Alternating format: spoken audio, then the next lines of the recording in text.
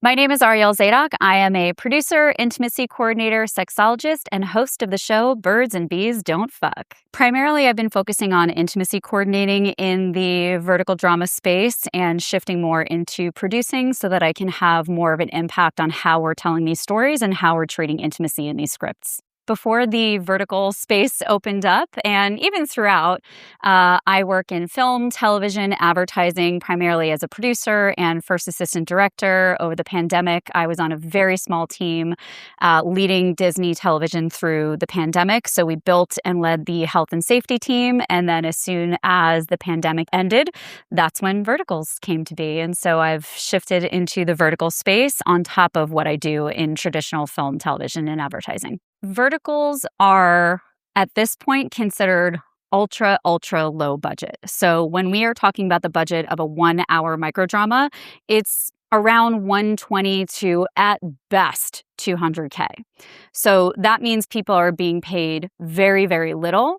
Depending on who you're working with, they may or may not have ethical working conditions. What we have seen across intimacy specifically is that it's gotten a little bit better now, but oftentimes we are not even seeing intimacy coordinators on set when there absolutely does need to be that level of support. When we see hours in general, we're still seeing 12, 14 hours, depending on the company that you're working with, just like in traditional media. Some people are going to be better and some people are not. This is non-union, and it is something that we need to pay very close attention to, because what we see when we have these ultra low budgets in a non-union space is that the safety conditions are not there, that they are taking risks. Because most budgets are ultra low budget, you have department heads that are pretty much fresh out of college. They don't have the life experience to know how to achieve certain things, or that something you're thinking of is actually quite dangerous. So it is something that we need to be talking about more in these spaces as we work to raise rates, to raise the budgets, and to make sure that we are creating, even if it stays non-union, which it won't forever, it will be union at some point. But as we are navigating this in a non-union, ultra low budget space, we need to be sure that we are understanding the risks that are inherently involved in some of the things that we are trying to achieve, from the scripts themselves to how we treat actors on set to the calls that we're making in the moment regarding safety and execution. Verticals are not covered by unions right now because, for the most part, they don't understand it. It's really similar to when Netflix came about and we were calling that new media. They were calling that new media for 10 years, right? It was way past the new media point. But I've been calling verticals new media because what we are seeing is really similar to what we saw when Netflix first came about.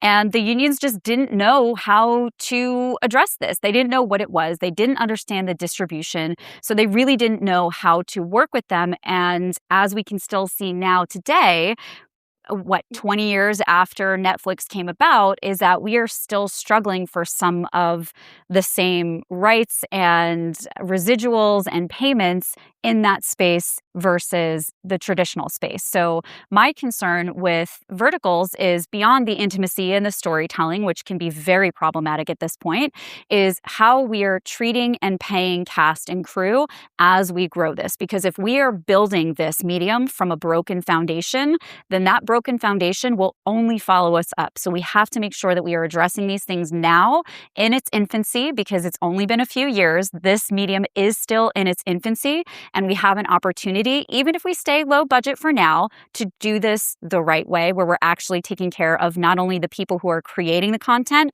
but the people who are watching the content as well. Verticals are a great opportunity for new creators, especially because the budgets are really low. It's similar to shooting in a low-budget indie or a low-budget short. This is how people get in and get experience, which is why there's always going to be a variety of budget sizes. We can still have the 120 to 200K budgets, but we also need to make sure that we are having those bigger budgets, because that is how indies work. That's how our entire industry works, is that we've got a range of budgets. So this medium is going to move in that direction, and the lower budgets are going to be better for the people who are new, that are just starting out, that need the experience.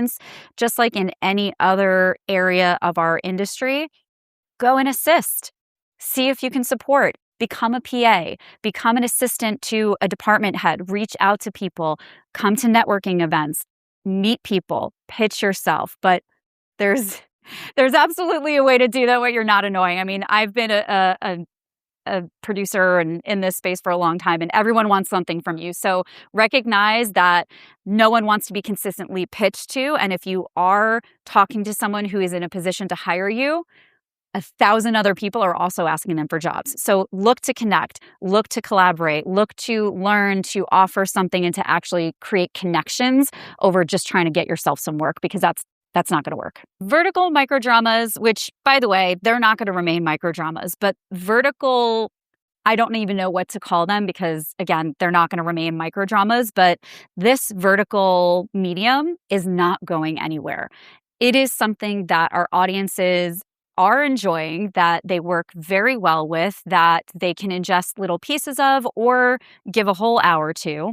So it's incredibly accessible to audiences. I think the way that we are marketing them, I think the way that we are giving them to audiences is going to change. I believe that there's going to be a lot more brand integration, and we're going to see brands shifting into this space because how we advertise is changing as well. Audiences do not want to be sold to, but they do want to be entertained. So how do we bridge these gaps between, especially for sexual wellness brands, how do we bridge this gap between what people are not wanting to be told what to do or advertised to or sold to, and they don't necessarily want to be paying all of these coins to finish something that they've been roped into.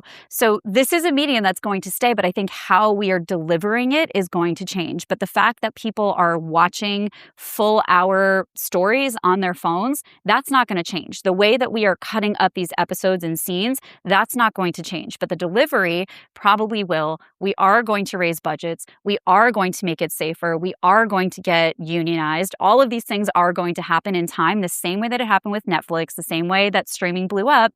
But ultimately, this is probably a much better business model than streaming ever was. So there are a lot of things that we still need to figure out in the space, but it's absolutely not going away. The future for Arielle in this space is producing more and really steering the ship in a way that's going to have a lot of media literacy. I am a sexologist as well as a producer, so I'm personally at a point where I love intimacy coordinating. I'm going to continue to intimacy coordinate, but there's only so much that I can do to shift the narratives and create safer working environments and to create sex-positive stories, to push media literacy forward in a way that's helpful, not harmful.